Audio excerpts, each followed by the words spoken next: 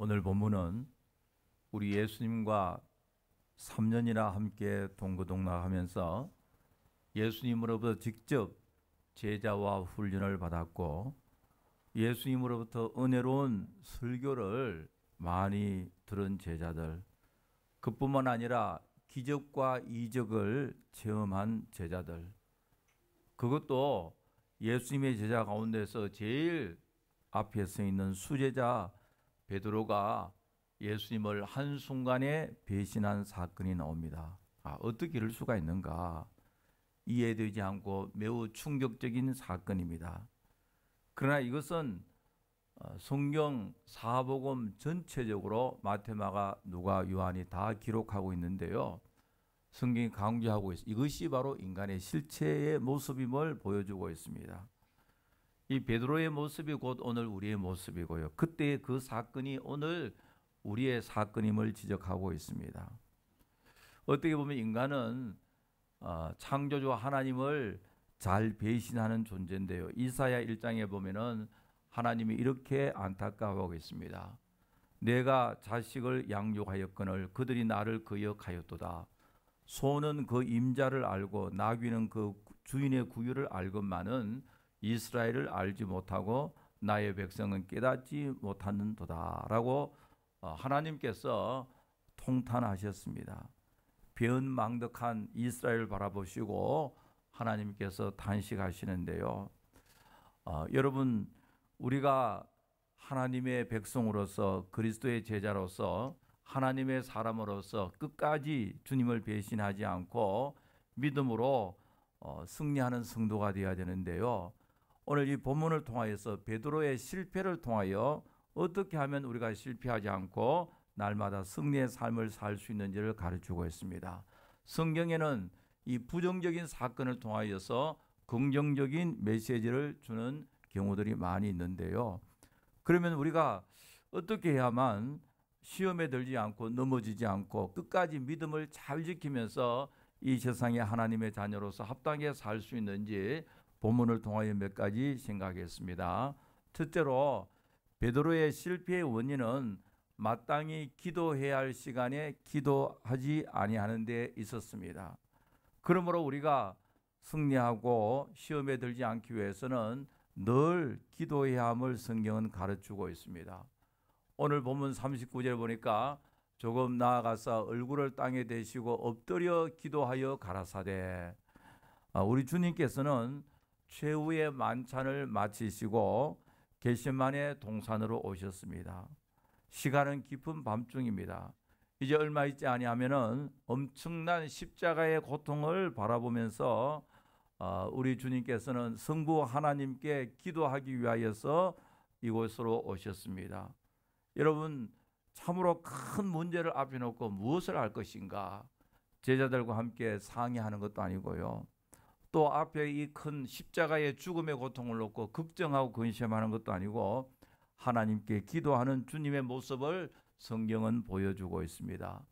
여러분들이 인생살이에 큰 어려움을 앞에 놓고 큰 문제를 앞에 놓고 먼저 하나님 앞에 기도하는 여러분들 되어지기를 간절히 바랍니다.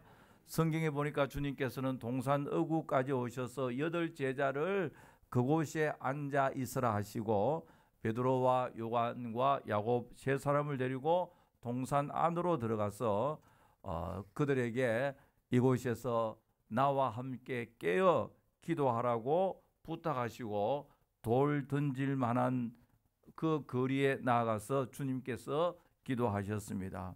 그런데 와서 보니까 이 예수님의 제자 가운데서 제일 앞에 서 있는 제자 가운데 리더격을 할 수 있는 베드로와 요한, 야곱, 예수님이 기도하는 그 시간에 예수님께 특별히 너희들이 좀 이곳에서 기도하라고 부탁했는데요. 기도하지 않고 잠만 자고 있었다고 성경은 기록하고 있습니다. 그래서 주님이 그들에게 너희가 나와 한시라도 깨어서 기도할 수 없느냐, 그렇게 안타까운 심정으로 말씀하고 있습니다. 시험에 들지 않게 깨어 기도하라고 하셨습니다. 여러분, 마땅히 기도해야 할 시간에 기도하지 아니하는 베드로, 그 결과가 바로 영적으로 넘어졌고 시험에 들었고 결국은 주님을 배신했습니다. 베드로전서 5장 8절 9절에 보니까 근신하라 깨어라 너희 대적 마귀가 우는 사자같이 두루다니며 삼킬 자를 찾나니 너희는 믿음을 굳게 하여 그를 대적하라. 마귀는 우는 사자와 같이 삼킬 자를 두루 찾고 있는데요. 마귀로부터 넘어지지 않고 시험에 들지 않기 위해서는 방법이 하나밖에 없습니다. 깨어서 기도해야 우리가 모든 시험에서 이길 수 있음을 믿으시기 바랍니다. 우리가 기도하지 아니하면요 주님을 배신하고 가정 식구들을 배신하고 친구를 배신하고 교회를 배신하고 하나님 나라를 배신할 수밖에 없습니다. 깨어서 정신 차리지 아니하면은 사고 날 가능이 참으로 많습니다. 지금부터 5년 전에요 2011년 3월 24일 새벽 1시쯤 아메리칸 에어라인과 유나이티드 에어라인 소속 여객기 2대가 워싱턴 DC 그 로널드 레이건 에어포트에 착륙 허가를 받기 위해서 관제탑에 컨트롤 타워를 향하여서 계속해서 신호를 보냈지만은 착륙 허가가 오지 않고 no answer. 계속해서 에어 컨트롤에게 관제탑에 지금 우리가 착륙한다고 이 시그널을 보내고 연락을 했는데 연락이 오지 않았습니다. 그래서 조종사들이 결국은 착륙 허가 없이 포기하고 착륙을 했습니다. 나중에 FAA에서 국립항공안전국이 조사한 결과 당시에 에어 컨트롤러 관제사가 잠을 자는 바람에 여객기 조종사들의 착륙 허가 요청을 듣지 못했다고 합니다. 그 당시에 165명의 승객이 두 비행기에 타고 있었는데 큰 사고 날 뻔했는데 기가 막히는 일입니다. 나중에 아메리칸 에어라인 조종사는 이렇게 이야기합니다. 수차례 여러 번 착륙 허가를 관제탑에 요청했는데 답이 없었다. 그리고 아메리칸 에어라인이 단독 착륙하고 랜딩하고 난 후에 5분 후에 유나이티드 에어라인에서 역시 관제사와 연락이 되지 않아서 허가를 받지 않는 상태에서 착륙을 했습니다. 여러분 한밤중에요 관제탑과 소통 없이 비행기가 이륙하는 것 얼마나 위험한 일입니까? 만약에 그 또 다른 비행기가 착륙을 한다든지 아니면은 또 이륙을 한다면은 큰 사고로 연결되어질 수밖에 없습니다. 그런데요, 더 큰 문제는 뭐냐니까 그 당시에 신문 보도에 하면은 미국의 많은 공항에서 from midnight to 5 a.m. 밤 12시에서 새벽 5시까지는 주로 싱글 컨트롤 온 듀티 공항의 컨트롤 타워에서 관제탑에서 관제사가 혼자 근무한다 합니다. 여러분 여행할 때요 밤 12시에서 새벽 5시에 착륙 이륙할 때 기도 많이 하시기 바랍니다.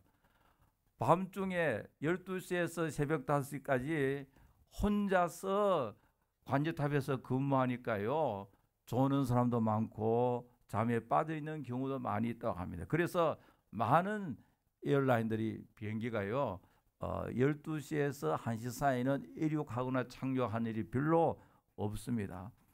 여러분 생각해도 끔찍하잖아요. 컨트롤 탑에서 관제탑에서 모든 비행기의 이동을 다 이렇게 체크를 해야 되는데 관제사가 말이죠 체크를 하지 않고 잠만 자고 있다는 생각만 해도 끔찍합니다. 여러분 우리가 영적으로 깨어있지 아니하면은 영적으로 잠만 잔다면요 우리의 신앙생활에 큰 사고 날 가능이 참으로 많습니다. 끔찍한 일이 생길 가능이 많이 있다는 말이죠. 우리는 알아야 됩니다. 기도하는 성도는 궁극적으로 승리함을 믿으시기 바랍니다. 기도하는 가정이 승리하고요 결국은 이깁니다. 기도하는 교회가 결국은 승리하는 교회임을 믿으시기 바랍니다. 성도가 기도할 때 하나님이 역사하시고요 성도가 기도할 때 성령께서 역사하십니다. 성도들이 기도할 때요 홍해가 갈라지고 여리고성이 무너지는 역사가 하나님께서 친히 함께 하심을 믿으시기 바랍니다. 우리 이런 이야기 잘 알고 있잖아요. 미국에서 가장 존경받는 대통령이 16대 아브라함 링컨 대통령이잖아요. 링컨 대통령은 전쟁터에 나가서도 종종 기도했다 하잖아요. 그 대통령이 묵는 그 텐트 앞에 하얀 손수건을 걸어 놓으면은 그 시간은 내가 기도하는 시간이다. 참모조차도 마음대로 출입할 수 없다고 했습니다. 그 이멀전시 상태, 위험한 전쟁의 시간에도 하나님 앞에 기도하는 참으로 얼마나 귀한 모습인지요. 우리 한국의 대통령과 미국의 대통령도 이런 대통령이 있었으면 참 좋겠다 싶은데요. 여러분, 기도가 절대 우선이요. 기도는 하나님과 대화하는 시간이요. 하나님과 대화하는 그 시간은 누구도 침해할 수 없잖아요. 여러분들의 삶에 있어서 가장 소중한 우선순위, 프라이어리티 넘버 원, 하나님께 기도하는 시간으로 삼으시기를 간절히 바랍니다. 그리고 두 번째로 베드로가 주님을 배신한 이유는 베드로의 마음속에 두려움이 있었기 때문에 그렇습니다. 그러므로 신앙생활에 승리하기 위해서는 불안과 두려움을 제거해야 됩니다. 그 당시에 베드로에게 상당한 두려움이 있었습니다. 주님께서 잡히시기 직전 그날 저녁에 대상 여종 가운데 하나가 와서 이야기하고 있습니다. 이 부분은 마태, 마가, 누가, 요한 사복음이 다 기록하고 있습니다. 베드로가 3번 예수님을 부인한 사건은 다 기록하고 있는데 그 중에 마가복음이 제일 상세하게 기록하고 있는데요. 베드로는 아랫뜰에 있더니 대제상 여종 하나가 와서 베드로가 불을 쬐고 있는 것을 보고 주목하여 이르되 너도 나사렛 예수와 함께 있었도다 하거늘. 67절에 나오거든요. 이 여종이 베드로에게 너도 예수와 함께 있었다라고 이야기하니까요. 68절에 보니까 베드로가 부인하여 이르되 나는 네가 말하는 것이 무엇인지 알지도 못하고 깨닫지도 못하겠노라 라고 했습니다. 그런데 69절에 보니까 여종이 그를 보고 곁에 있는 자들에게 다시 이르되 이 사람은 그 도당이다. 한패다 말이에요. 예수님과 함께 있는 사람이라고 이야기하니까요.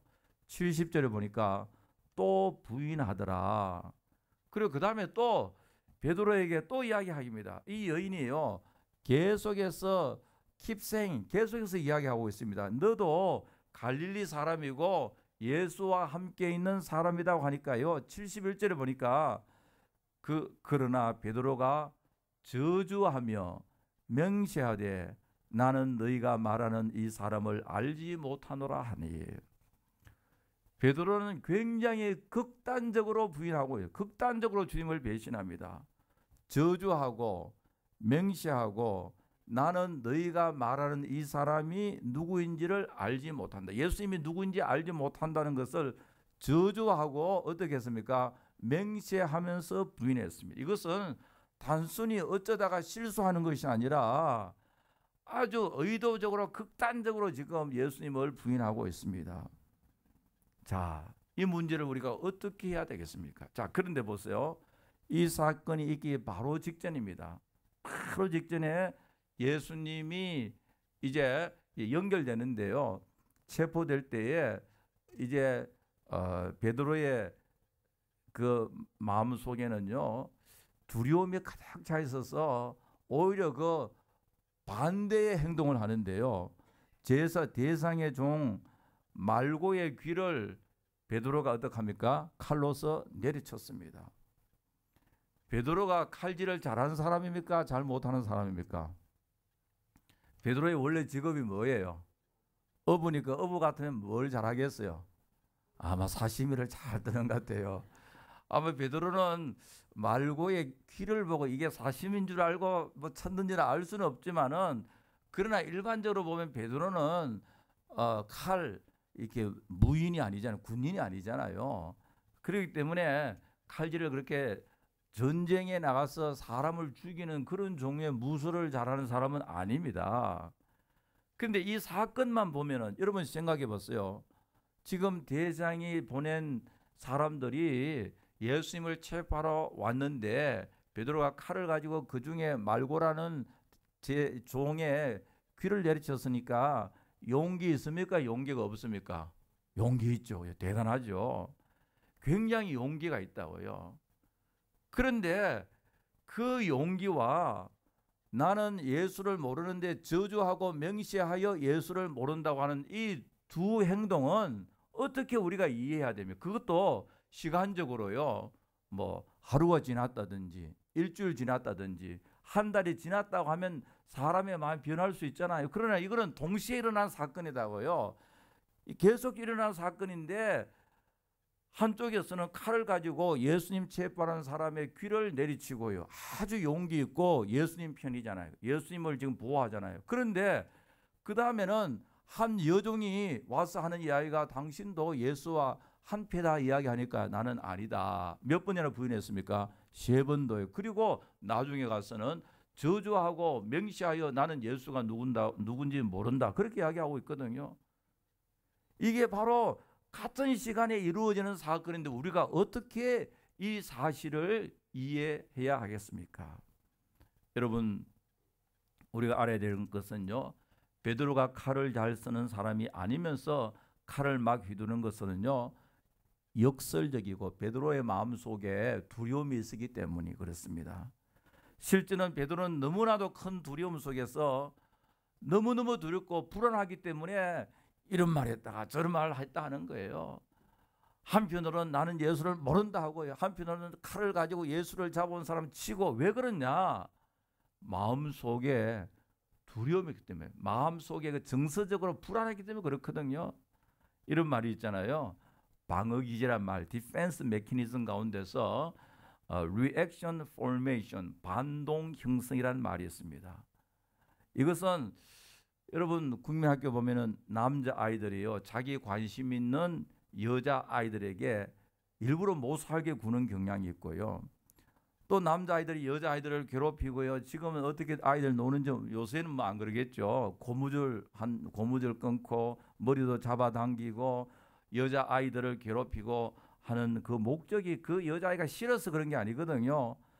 상대방의 자신의 존재감을 인식하려고 하는 이 관심의 표현이 그렇잖아요.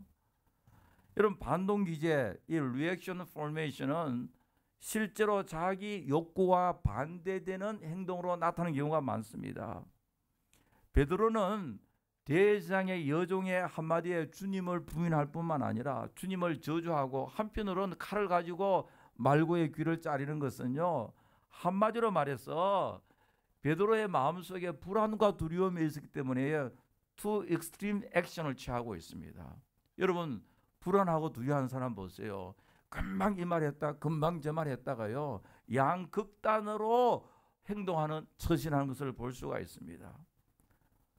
중요한 것은 지금 이 시간에 베드로의 마음속에는요, 불안과 두려움이 그를 완전히 지배하고 있다는 것을 말하고 있는데, 우리가 승리의 삶을 살기 위해서는 강하고 담대하게 살아야 할 줄 분명히 믿습니다. 신앙생활 열심히 하고요, 교회 와서 기도할 때 아멘, 뭐 할렐루야 그렇게 기도하고요, 세상 살면서 조그만 일을 우리가 만나도 걱정하고 근심하고 불안하고 두려워하면요, 우리가 시험에 들 가능이 참 많습니다. 여호수아 1장 5절 6절에 보니까요, 하나님께서 새로운 젊은 지도자 여호수아가 200만 명에 이르는 이스라엘 백성을 인도하는 이 일을 앞에 두고 하나님께서 하시는 말씀이요, 내가 모세와 함께 있던 같이 너희와 함께 있을 것이다. 너와 함께 있겠다. 내가 너를 떠나지 않고 버리지 아니하리니 마음을 강하게 하고 담대하게 하라고 말씀하고 있습니다. 하나님께서는 젊은 종 디모데에게 Be strong in the Lord, 주 안에서 강하고 담대하라고 말하고 있습니다. 그리고 디모데후서 1장 7절에 보니까요, 하나님께서 우리가 주시는 것은 두려워하는 마음이 아니요, 두려워하는 마음이 아니고 오직 능력과 사랑과 근신하는 마음이다. 여러분, 참된 신앙은 우리로 하여금 담대하게 살아나가게 할 줄 믿으시기 바랍니다. 이사야 43장 1절에 보니까요. 너는 두려워 말라. 내가 너를 구속하였고 내가 너를 지명하여 부르나니 너는 내 것이다. 시편 27절에 보니까 여호와는 나의 빛이요 나의 구원이시니 내가 누구를 두려워하리요. 여호와는 내 생명의 능력이시니 내가 누구를 무서워하리요. 마귀는 언제나 우리에게 불안을 심어주고 두렵게 하고 연약하게 하여 넘어지게 하고 있습니다.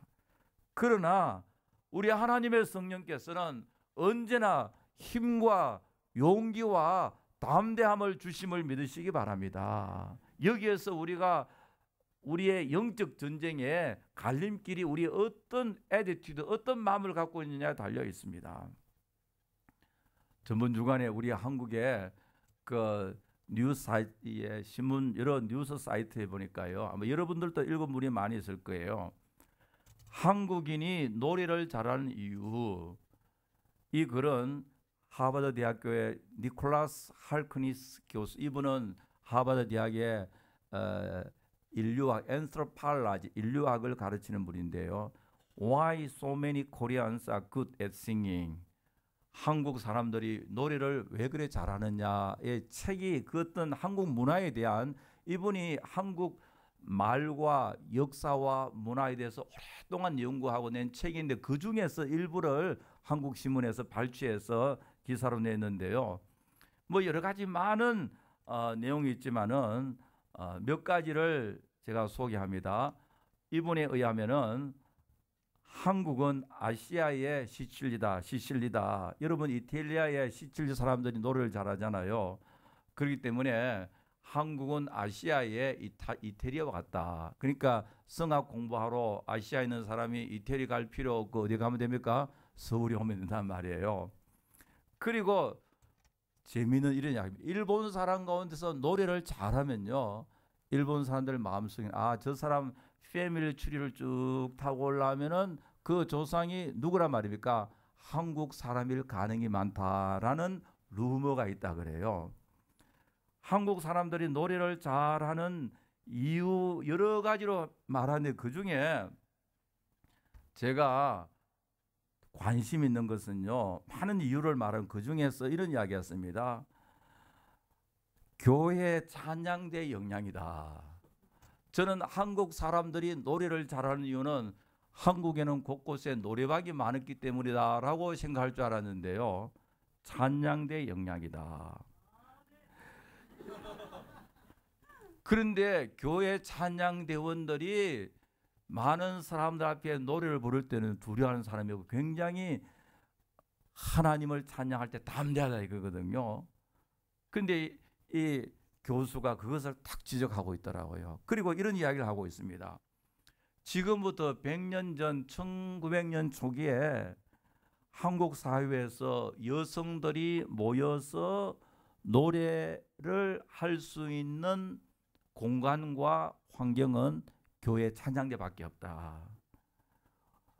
어디서도 마음껏 노래 부를 수 없던 여성들이 교회에 나와서는 합법적으로 노래를 부를 수 있다. 여러분 지금부터 100년 전에 우리 한국의 여자들이 모여서 노래하면요 다 손가락질 받는다고요. 그뿐만 아니라 지금도 돈 안 주고 노래 배울 수 있는 좋은 장소가 어디입니까? 교회 어디죠? 찬양대. 우리 찬양 손집사님 음악 이론 가르쳐요? 안 가르쳐요? 도레미 그런 거요? 여러분 지금부터 100년 전에 우리 한국에 서양 음악을 잘 가르쳐 주는 곳은 교회밖에 없다고요.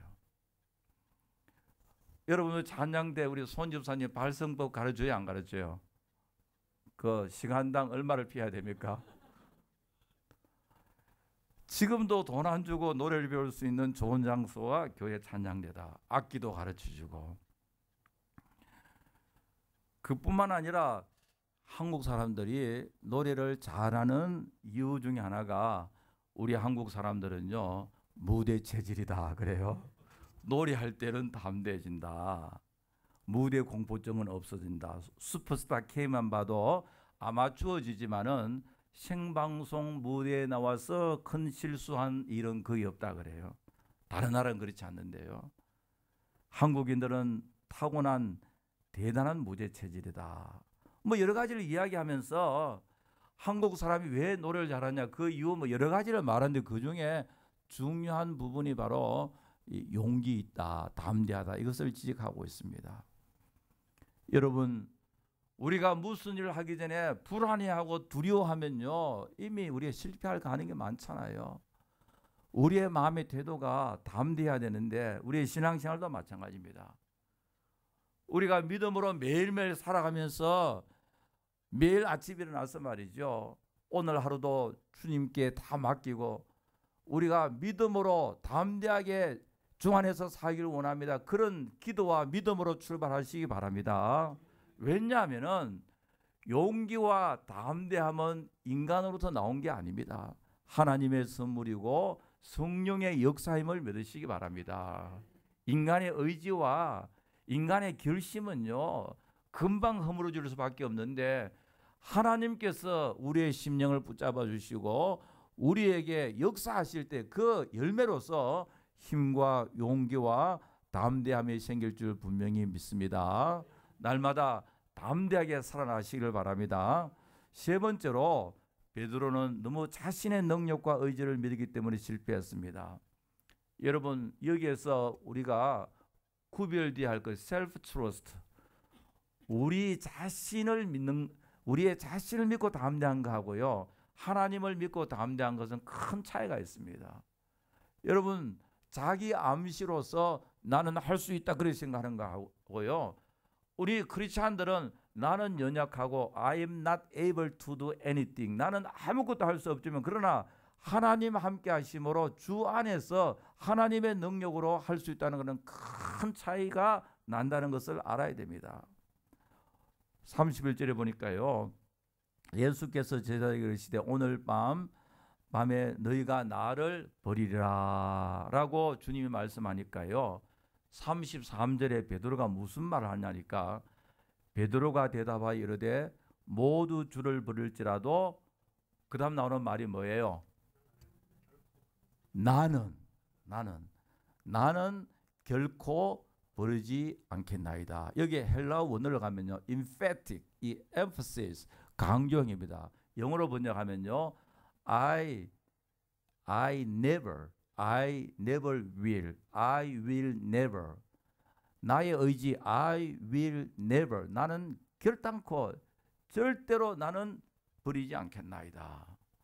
여러분, 예수님께서 너희들이 나를 다 배반하라 하면은 여러분, 주님의 말씀이 틀린 말이 있어요, 없어요? 다 맞잖아요. 그러면은 주여 우리를 불쌍히 여달라 그렇게 하게 될 텐데요, 베드로가 딱 하는 말이 I will never, 나는 절대로 그렇지 않다.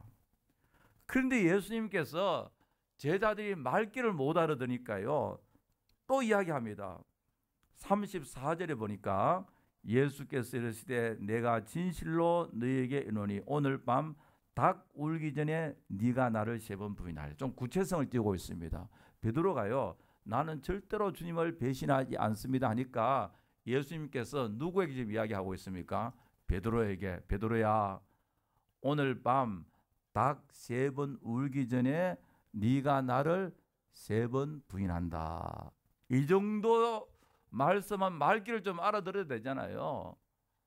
그때 35절이니까 베드로가 하는 이야기가 내가 주와 함께 죽을지언정 주를 부인하지 않겠나이다 하고 모든 제자들과 그와 같이 말하느라. 그런데요, 사복음 전부 다 이 사건을 기록하고 있습니다. 베드로가 주와 함께 죽을지언정 주님을 배신하지 않겠다 해놓고 생명을 걸고 생명을 걸고 맹세하여 뭐 했습니까? 주님을 배신했습니다. 여러분, 성경은 이게 바로 인간의 실천한 것을 폭로시키고 있습니다. 이게 바로 인간이다.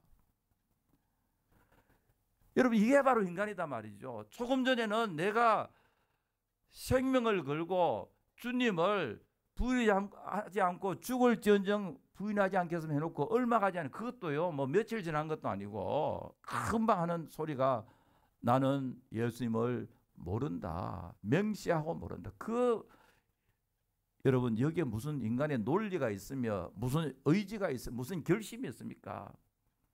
무슨 투성이가 바로 인간이다. 인간은 다 별 수 없는 존재입니다. 베드로가 누구예요?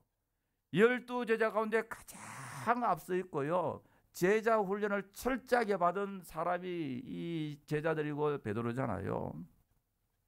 서울에서 제자 훈련으로 크게 부흥된 유명한 교회가 있습니다. 한때는요, 온 한국의 크리스찬들이 저 교회는 제자 훈련을 잘 받았기 때문에 교회가 매우 든든하겠다라고 생각했는데요. 지금은 한국에서 제일 많은 싸우는 교회가 되어서 신문과 TV와 모든 언론에서 그 교회 문제를 다루고요. 교회의 위신을 너무나도 떨어뜨리고 있습니다. 여러분 우리는 알아야 됩니다. 제자 훈련 같으면은 역사상 누가 제자 훈련을 제일 잘 받았겠어요? 예수님의 제자잖아요. 누구로부터 받았습니까? 예수님으로부터. 무슨 훌륭한 목사님이 아니에요. 제자 훈련 아무리 잘 받아도 예수님의 제자만큼 제자 훈련 잘 받은 사람 아무도 없습니다. 그런데 이 제자들이 전부 다 결정적인 시간에 주님을 다 배신하고 말았습니다. 여러분 여기서 우리가 알아야 됩니다. 우리 인간의 훈련이나 지식이 필요 없다는 이야기는 다 필요하지만 그러나 그것이 우리의 신앙을 지켜주지를 못합니다. 나는 무슨 제자 훈련을 받았는데 나는 1:1 무슨 훈련을 받았는데 나는 무슨 훈련을 받았는데 그것 가지고 나는 하면서 자기를 내세우게 되면 이미 그 사람은 시험에 들고 넘어질 가능성이 많습니다. 나는 제자 훈련을 받고 나는 무슨 훈련, 그게 인간 프레임이거든. 인간 어떻게 보면 굉장히 인본주의입니다. 상당히 인본주의입니다. 여러분 우리를 변화시키고 우리를 끝까지 신앙을 유지할 수 있도록 힘을 주시는 분은 내가 아니라 하나님이심을 믿으시기 바랍니다. 지극히 겸손한 마음으로요. 우리는 날마다 하나님을 의지해야 됩니다. 주님께서 베드로에게 네가 나를 부인하라고 했으면 말이죠. 베드로가 주님 맞습니다. 저는 연약한 존재인데 저를 불쌍히 여겨 주십시오. 그렇게 해야 되지. 모두 주를 볼지라도 다른 사람 안드레, 요한, 야고보 다 주님 부를지라도 주님 나만은 I'm very special. 나는 아주 유니크하고 나만은 주님을 결코 버리지 않겠다. 얼마나 자기 자신에 대한 확신을 갖고 있습니까? 그 순간 이미 넘어질 가능성이 많습니다. 너무 자신만만하다 말이죠. 여러분 우리는 알아야 됩니다. 인간의 장담, 인간의 의지, 인간의 결심, 인간의 훈련, 우리 인간의 모든 결단요 허물어질 가능성이 참 많습니다. 여러분 교회 전통에 의하면요 베드로가 한평생 살면서 다구는 소리를 들을 때마다 눈물을 흘렸다고 하잖아요.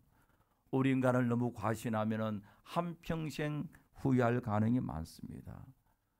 여러분 대부분요 개인적으로나 주의 종들이나 교회나요 대부분 넘어지고 시험에 들어 하나님께 영광 가려운 사람이나 단체나 교회를 보면요 한때 대단했던 영웅과 같은 스타 같은 사람, 스타 같은 교회. 왜냐니까 그게 쌓아 올라갈 때 보면요 철저하게 하나님 의지하고 자신의 무능을 고백하고 날마다 하나님 앞에 나도 저 사람 같은 죄니까 넘어질 가능성이 있으니까 주여 불쌍히 해서 이런 고백보다도 남과 차별화시킵니다. 우리 교회는 다른 교회와 달라. 나는 저 사람과 달라. 이렇게 하는 그 생각의 프레임, 생각의 사상의 프레임은 뭐냐니까 그게 바로 인본주의 생각이거든요. 여러분 우리 자신을 너무 과신하면요 넘어질 가능성이 많습니다. 나는 이런 훈련을 받았기, 나는 40일 금식기도 하기 때문에, 나는 목사이기 때문에, 나는 장로, 나는 권사이기 때문에, 나는 신앙생활을 어릴 때부터 수십 년 했는데 무슨 소리냐라고 생각하면 이미 넘어질 가능성이 많습니다. 그 전부 다 인간적인 프레임입니다. 우리는 한순간에도 주님 앞에 설 때까지 주여 저는 부족한 참으로 무능하고 넘어질 가능성이 많은 존재라는 것을 어둠이 돼야 됩니다. 그렇게 할 때 우리는 주님을 의지할 수가 있어요. 주님만을 의지할 수가 있습니다. 예레미야 17장 5절에 보면요. 무릇 사람을 믿으며 혈육으로 그 권력을 삼고 마음이 여호와께서 떠난 그 사람은 저주를 받을 것이다. 이게 인본주의의 핵심이잖아요. 사람을 믿고 혈육으로 그 권력을 삼고요. 마음이 여호와께서 떠난 하나님을 의지 않고 사람을 의지하고 세상의 권력을 의지하잖아요. 세계에서 가장 존경받는 사람 가운데 한 사람이 인도의 간디인데요. 인도 사람뿐만 아니라 미국 사람, 우리 한국 사람, 모든 세계 사람부터 존경을 받는데 몇 년 전에 좀 특별한 책이 출판되었습니다. 타이틀이 Great Soul, 위대한 영혼, 사회 말해서 위대한 영웅이라는 뜻인데요. 이 책의 내용을 보면은 이 책의 저자는 뉴욕 타임즈의 편집장 출신인 작가인 조셉 릴벨트라는 사람인데요.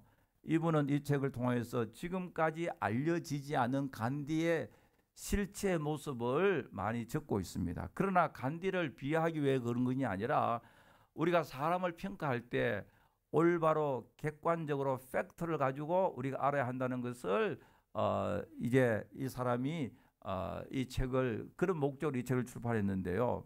그 책에 보면은 간디는 이 성적 취향, 섹슈얼 텐던시가 동성애를 지향했기 때문에 자기의 제자 가운데 헤르만 칼렌바흐와 연인 관계를 유지하기 위해서 자기 와이프하고 이혼했다. 자기 와이프도 그렇게 고백하고 있습니다.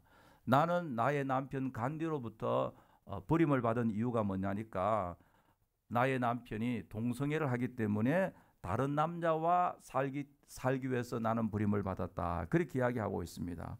쉽게 말하면 간디는 동성애를 즐기기 위해서 자기 와이프를 버렸다는 이야기죠. 이런 이야기가 출판되니까 간디를 좋아하는 사람은 아주 분노하고 있습니다. 이런 책을 왜 내느냐고. 그때 조셉 릴리벨트는 절대로 간디를 욕하기 위해서 이 책을 출판한 것이 아니라 한 인간의 모습을 솔직하고 바로 진실되게 사람에게 보여주기 위해서 이 책을 출판했다고 말하고 있습니다. 여러분, 이제 마틴 루터 킹 주니어 목사님의 그 일대기에 관한 책들도 많이 있는데 그 책도 보면 이런 내용들이 많이 있는데 미국에서는요 정치적인 이 목적으로 많은 부분을 지금 책을 출판하지 않은 경우가 많이 있습니다. 중요한 것은 뭐냐니까 세상에 아무리 훌륭한 사람이라도 전 세계인으로부터 존경받는다 할지라도 사람에게는 장점이 있고 또 뭐가 있습니까? 단점이 있습니다. 그래서 우리말에 이런 말이 있잖아요. 사람과 산은 어디서 바라보라 했습니까? 멀리서 바라보라.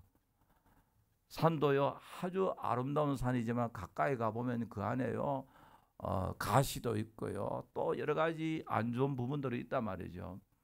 우리 한국의 제일 아름다운 산이 무슨 산입니까? 우리 한국에서요 금강산인데요.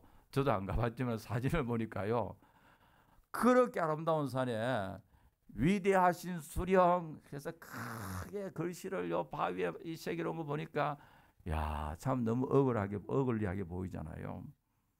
사람과 산은 멀리서 봐라. 이게 무슨 이야기입니까? 인간은요 다 비슷하고 다 별 수 없고 세상에서 영웅이나 위대한 사람 이게 전부 다 사람을 그렇게 만드는 거지 그 사람 하나님 앞에 실체를 오픈해서 보면 다 비슷하단 말이죠. 다 죄인이고 다 허물 많고요 아무리 위대한 사람이 할지라도 그 차이는 별것 아니라는 것을 말하고 있습니다. 여러분 우리가 궁극적으로 의지하고 믿고 따라가야 할 분은 오직 하나님 한 분이심을 믿으시기 바랍니다. 하나님만 바라보고요 하나님만 의지하고 주 안에서 살아갈 때에 우리는 모든 시험을 이기고 승리할 수 있음을 믿습니다. 사랑하는 성도 여러분, 오늘 이 말씀은요, 베드로의 실패를 통하여 하나님께서는요, 이렇게 살지 말고 승리하는 방법을 구체적으로 가르쳐주고 있습니다. 그것은 뭐냐니까 우리의 삶은 늘 하나님 앞에 기도하는 생활이 있어야 하고요, 또 예수 그리스도 안에서 하나님의 능력으로 믿음으로 우리의 마음속에 있는 불안과 두려움을 극복하며 살아야 할 것이고, 나아가서 우리 자신을 과신하지 말고요, 언제나 우리는 주 안에서 허물 많고 부족하고 넘어지기 쉬운 존재인데 날마다 숨 쉬는 순간순간마다 주여 나를 붙잡아 주십시오, 주님 나를 불쌍히 여겨 주십시오, 겸손히 전적으로 주님을 의지하며 살 때 하나님께서, 주께서 여러분들의 삶을 날마다 승리의 삶으로 인도해 주실 줄 분명히 믿습니다. 아버지 하나님 감사합니다. 오늘 종료주일을 맞이하여 예수님 죽으시고 고난당하신 이 시즌에 참으로 베드로의 이 사건을 통하여, 이 사건이 2000년 전에 있었지만 그러나 21세기에 사는 뉴욕에 이민생활하고 있는 저희들에게 주시는 하나님의 생명 있는 살아있는 말씀임을 믿습니다. 아버지 하나님, 저희들 날마다 주 의지하고 하나님 의지함으로 말미암아 승리하며 감사하며 찬송하며 내일을 향하여 담대하게 나아갈 수 있도록 도와주시옵소서. 예수님의 이름으로 기도하옵나이다. 아멘.